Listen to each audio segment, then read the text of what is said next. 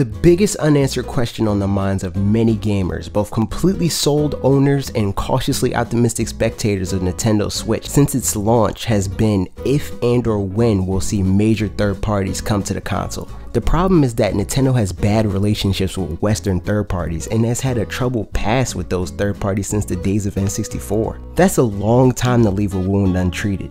Maybe too long for most companies. The thing is, Nintendo isn't most companies, and what sets them apart from the pack is the best solution to their problem. Allow me to explain.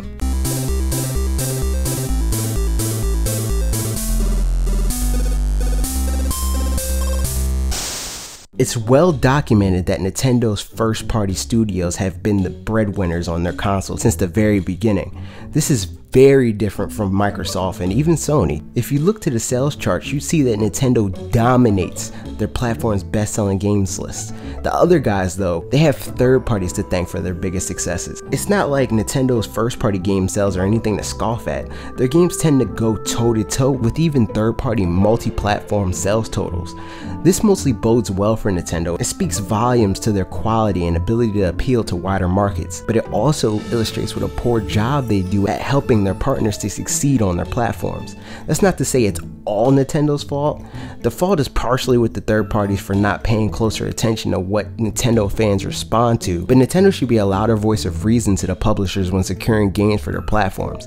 And even more importantly than that, they need to start allowing more devs to use their IP with bigger incentives to do so. GameCube played a bit with this strategy, and there were some important takeaways there, with the best example being that the GameCube version of Soul Calibur 2 was the best-selling version of that game on all platforms, despite GameCube being in last place for its console generation. Why? Link.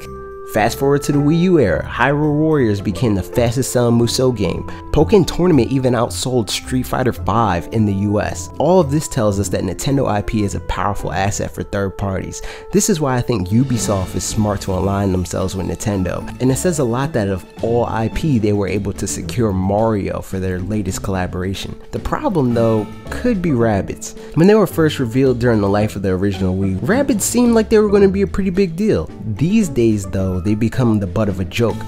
Hardcore gamers actively want to hate anything involving them at this point, and having the characters from Mario armed with Mega Man-esque blasters doesn't seem to be helping much either. With that being said, I can understand some of the skepticism from fellow Mario fans, but I also believe we should at the very least give them a chance to fully reveal the game. Mario is already pretty ridiculous. We just grew accustomed to being a chubby Italian plumber who eats magical mushrooms while riding a frog dinosaur in red rain boots to defeat an evil turtle dragon king and save the princess in exchange for a kiss on the nose and some cake. I think some crazy rabbits could fit in given that the game is fun, and if Ubisoft takes it seriously enough to support this game with some competent talent and a respectable budget, they have the successful platform they wanted. Now let's see the games. Those are my thoughts, but what do you think? Are you excited to see more Mario plus Rabbids Kingdom Battle, or is that game going to get a hard no from you? Let me know in the comments. Subscribe if you're new here, and check out last week's video.